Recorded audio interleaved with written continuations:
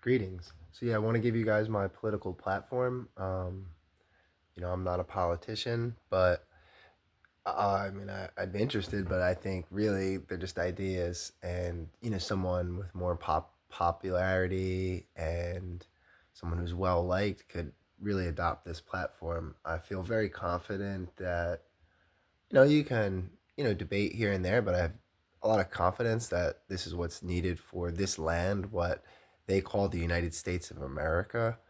Um, they call it that. You could say it's also called Turtle Island. So for whichever perspective you're coming from. Okay, the main number one thing is land back, right? Land back is absolute number one. Land back being number one brings native voices to the front.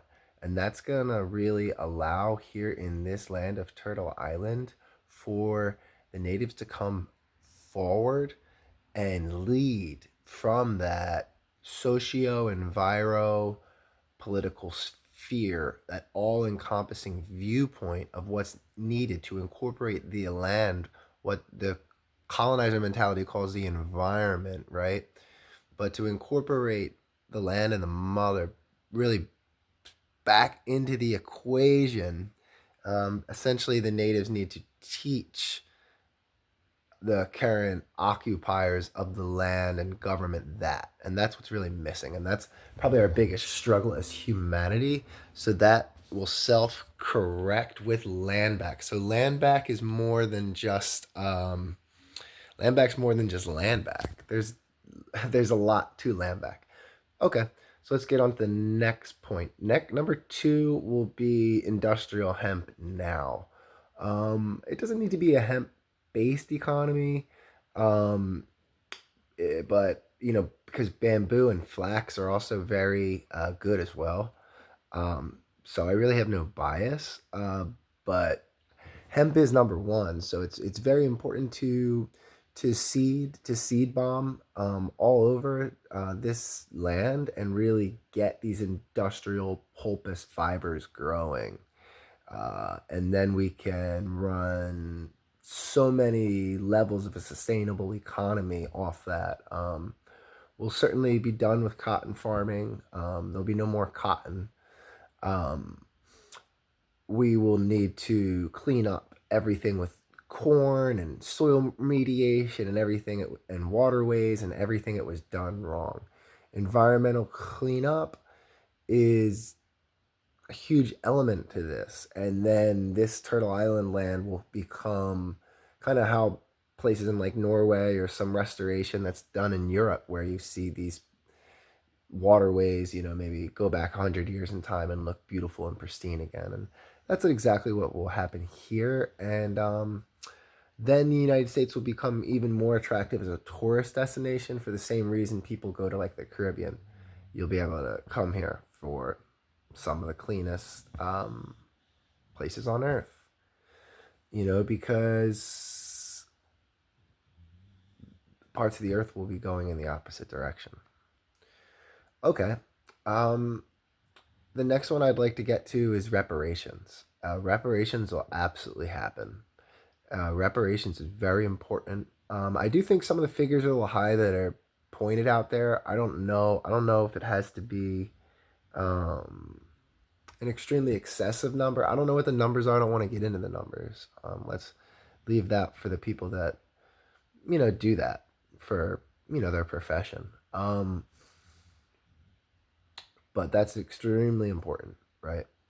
That's extremely important in so many levels as well.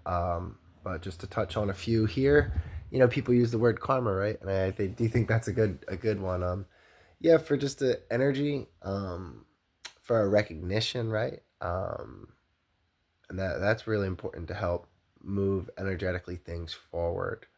Um, I do think, and that brings to the point of the next one. We have to restructure the education system and teach. And this is probably the most revolutionary thing I'm going to say, unfortunately, is we have to teach financial literacy and financial education in the school system beginning around third grade. and that would go all the way through college. And finance would be, personal finance would be one of the main pillars of the education system, obviously, right? So there's a reason why we live in a corrupt society that doesn't want to teach us any of that. And then that goes to reparations as well, right? Because if you're going to give someone who can't really, it doesn't know how to manage $100. If you're going to give them 100,000, they're going to blow it, and that's why reparations needs to be structured in a way where, I mean, people are going to do what they want. What they want, it's going to become their money, right? So they're going to do what they want. But hopefully, it be structured in a way where investment portfolios and land ownership, right? If part of reparations could be presented in that fashion, where people could have that option, wow, it could be really such a beautiful thing. Then people kind of just maybe not doing the right things with the money, right? Because if you don't, it runs out in your life. You might have some fun, some whatever. I mean, look, people are gonna do what they want with their money, but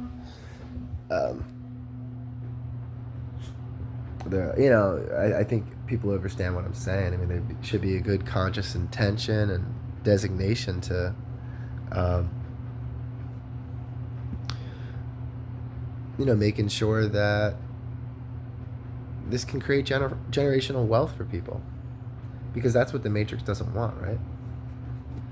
So it's not just give reparations, but it's like making reparations extremely meaningful to actually balance the wealth gap, because that's what they'll do in the Matrix. Like, they'll give reparations, but it's they're gonna want everyone to blow it and trick people into blowing it, as they always do. So yeah, I mean, that's some of the pillars, right, of a platform for this political party. This political party, like I said, would be indigenous led, which means, I mean, all people are indigenous to somewhere on Earth, but the people that are indigenous to this land, a woman's council will certainly be a big part of what runs this political party. This party also really draws from the Philadelphia Move, and the Black Panther Party, which then also an American Indian movement, which then goes into the Rainbow Coalition. And so really borrowing on a lot of ideas of that, which was a vision that I was given before I even knew about Rainbow Coalition. So really what this, and that's what Rainbow Coalition is, right? Is we're saying is, let's form a political party for not only the Native Americans and not only the blacks, but for any misrepresented or underrepresented or, Latinos, right, are a huge part of this movement. Chicanos, Mexicanos, Puerto Ricans. I mean, anyone who feels called, people of Taino descent, of course. That's going to be a huge staple of this party as well. Okay, people of Aztec descent, Toltec Mayan descent. Like I said, El Tainos. So Latinos are a huge part of this political party and organization. They're a pillar, okay? So Latinos, of course, the Native Americans, descendants of Africa, what we call black people here in America, okay? Three major pillars, but there's other ones as well, right? There's Hawaiians and Pacific Islanders. They're a massive part of this, okay? For everything that's happened in Hawaii. And then whatever's going to happen with Puerto Rico, whether Puerto Rico becomes a state or not, Puerto Ricans are a massive part of this. Not just Latinos in general, but now I'm talking specifically about Puerto Ricans. They're, like Hawaiians, another even separate pillar. Maybe a little smaller than the other monster three pillars I mentioned, but each pillar stabilizes this movement just the same. And there's even another huge pillar that I haven't even mentioned, and that's disenfranchised whites and poor whites, or what you would call lower class or lower middle class whites, who feel called to this movement as well. Enormous pillar, and you see that at Standing Rock. I mean, my goodness. there's a lot of really disenfranchised white people. And like we did at Standing Rock, like they said, white faces to the front lines, and white people that have got to be willing to sacrifice for the movement. And I think to really be embraced, I mean, kind of doing some of this revolutionary work, it's like white people that don't see themselves as white are going to have the easiest and most transient experience. You know, that's really important if you understand what I said. And I'm going to say it one more time because I think it's why I really fit in. Ultimately, I was met with a lot of racism at first at Standing Rock, but ultimately it's why I really fit in probably faster than a lot of other white people is because of that, right? Because I don't see myself as white. That's acknowledged right from the beginning. Oh, it dissolves a lot of boundaries for people, and it's not faked. It just happens to be the truth. So again, you can't fake that. Don't go around saying it if it's not true. You're where you're at in your spiritual journey. I mean, you have your connections to what you have your connections to, and I'm just not really close with like a white family anymore. I mean, I love my grandfather from Ireland and stuff like that, but they're all dead and gone now. So, and that it's part of cultural assimilation and stuff, and that's sad too, right? But um, a lot of those cool aspects of Irish culture, a lot of that stuff's really been wiped away from my family. Anyway, but anyway, that's a separate topic. But it does fit into what I'm saying of what we want to prevent here, with as the generations go on for Latino families here and Mexican American families and stuff like that is, keep your culture, and that's a huge part of it. So we talked about land back, we talked about reparations, we talked about financial education, um, we talked about the Rainbow Coalition, and really an, another huge part of this is just like I've already touched on is the land, seeing not just land back, but then healing the land and essentially, yeah, like they say, not saving the environment, but let's just use those words now. Okay, because we're running into crises here. We're going to experience climate change migration, and we really need to address the climate change and get everything back under control. And that's going to be a major, major, major part of everything that as we get into 2030 and 2031 and 2032, 2033, 2034. Like we're seeing acceleration in a lot of these tipping points and these climatic tipping points. And once they go past what's called these climatic tipping points, you can never restore things back to how they were previously. And we're really at a lot of these 11 o'clock hours now, 11:30 hours, and have been. And we're in crises, and we've even started to hit these tipping points. So that's really important to address, like now, and even by a couple years from now, when this political party can really get going, it could be almost too late, So we're really, it's yeah, it's a save the earth campaign, even though that we know it's not quite. That's not exactly the words that we want to use, but let's just to just be basic here, and I don't have to use every single perfect word and perfect phrase in the perfect indigenous way. Let's just use our words the best we can, and we can dissect and do all that stuff later. But yeah, save the earth. That's what this is, man. Save ourselves, right? Give ourselves a chance, give our species a chance. And it's for all the innocent beings out there that are suffering too, right? From uh, the incredible environment and climate change that we're experiencing here on planet Earth. Um, all right, so I feel like kind of finishing up here. Um, the last one of the last things that I'll mention is, like we said, creating a industrial hemp based economy, and then from there and cleaning up the earth. And then, of course, where do we get into? We have to talk about clean energy, right? So we would absolutely ban nuclear, and we would ban fracking, because that's what the Matrix tries to tell you, that nuclear and fracking are clean energy, but that's a program. By no means are they clean energy. Um, that's absolute bullshit.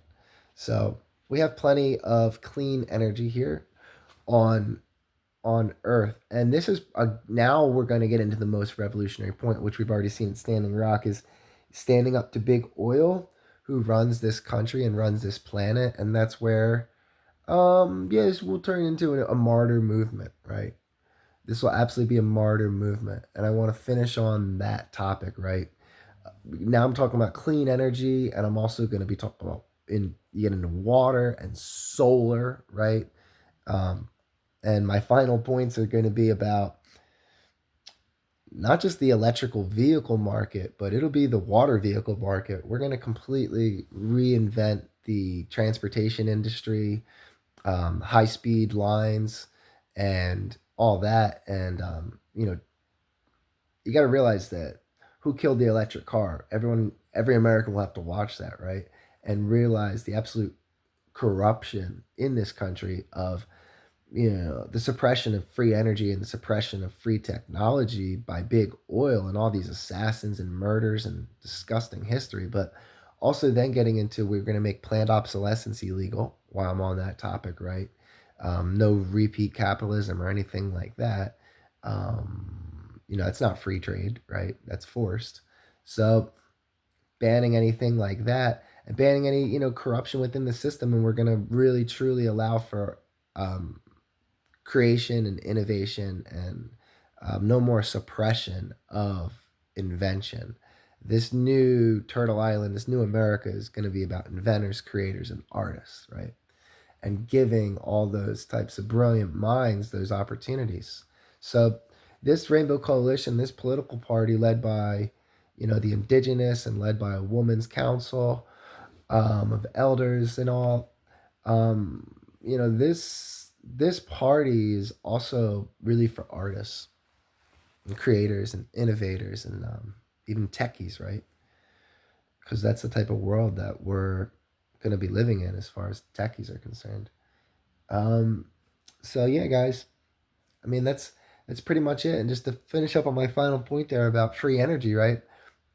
We can use so much like hemp instead um, of any type of big standard oil, and we need to really curb um, what's going on with the suppression of free energy. A lot of people aren't even. Oh, I don't need to go into it right now. You guys can make yourselves educated on how much free energy has been suppressed and how much you don't realize that. Yeah, we just need we can't just by not letting big oil control us and suppress all the free energy and technology, then everything is just going to blow up from there. Um, that will absolutely be the biggest challenge to the status quo, right? Big oil runs the planet, and they're not going to want to let go. So um, it'll be a fight, that's for sure. Just like Standing Rock was. Um, okay, so and the last one, and this is actually one of the first points. If we were to list things, 1 through 5 or 1 through 10, this would be in the top five. But the last one I'm going to mention right now, because it's such a big one for me, and I didn't want to lose anybody either here in this patriotic militant country that we call United States, is we're going to totally curb back military spending. We're gonna just cut military spending by shit. I mean, by more than half. Absolutely by more than half, right? I know there's gonna be pushback, so I can't say an exact number right now, but it'd be absolutely by more than half. And I'm gonna say this: we're absolutely guaranteed to cut military spending by at least 65%, and it's gonna be more than that as well, but guaranteed cut it by 65%. You know what? I'm gonna guarantee 70%. Okay, guaranteed 70% military cutback spending. And we're just going to absolutely restructure how this country manages a budget and debt. And, well, that's the next big point is we'll bring back the gold standard. We're going to actually absolutely bring back the gold standard. No more, hyperinflation reserve currency. We will then be able to start to self-correct the debt, the national debt crisis. I'm not going to throw a ton of money at we don't need to throw a ton of money at the national debt crisis, but it will self-correct over time, um, by not printing all these inflationary fiat currency, right? So ending fiat currency is huge. And, um, once we end fiat currency, right, and we have gold-backed currency and national crypto, it's pretty sweet, right? And it's not all this blood money. It's a beautiful, beautiful thing. Focus more on the home front, on domestic life, really end United States imperialism and United States interventionism. No more world's big brother. Um, Withdraw from NATO and some of these organizations that really aren't in our national benefit, um, and stop funding Israel. So we're going to save so much money by stop giving money to Israel, to the war in Ukraine, and to all these wars, right? To all the military spending. I mean, to all these bombers and these, you know, $350 million planes or these $500 million planes, or now we're getting into these $1 billion planes and bombers and shit like that. So all that's got to go. All that's going to stop. We're going to have so much money, right? And all that money is going to be pumped into the education system. Um, Into the education system, it's going to be pumped into the healthcare system, it's going to be pumped into, right? Um, so people have whatever type of, if they want to be homeschooled, they'll have support. If they want charter education, if they everyone wants that feeling of a private education, they'll have that, right? Everyone wants the feeling of good holistic medicine or naturopathy, or they're more into pharmacological, whatever you want, you'll be supported in that. So, and the country will be deregulated and will not be owned by all this lobbyists. The country won't be owned by big pharma. The country won't be owned by, um, the military industrial complex or the medical industrial complex, right? And the country won't be, like I said, owned by lobbyism. So there'll be a lot more honesty, right? So it's a lot of opportunity there. So I think that pretty much highlights everything. And what do you guys think? I think that pretty much touches on a lot of the pillars that I really wanted to touch on today. And thanks so much for watching this video. So from the land of Lenape, here in the year 2025, the month is April. I share my thoughts with humanity. I'll upload this to my channel, Living on a High Vibration, and this will echo out into eternity for uh, all of mankind's history. So I'm happy to share this with anyone of the human race or of any other race that can understand, any other species that can understand this message. And this is really what I feel needs to be done with the United States and the human world. And when you talk also about banning of nuclear energy, right? I mean, guys, that's really, really important. Because if you're paying any attention to what's going on planet Earth, anytime nuclear energy or nuclear testing or nuclear bombings have ramped up, we've received a lot of visitations from non-human entities, and they're very concerned. So, with love, everybody, I thank you all so much for taking the time out to listen to everything I had to say today. In Lakesh.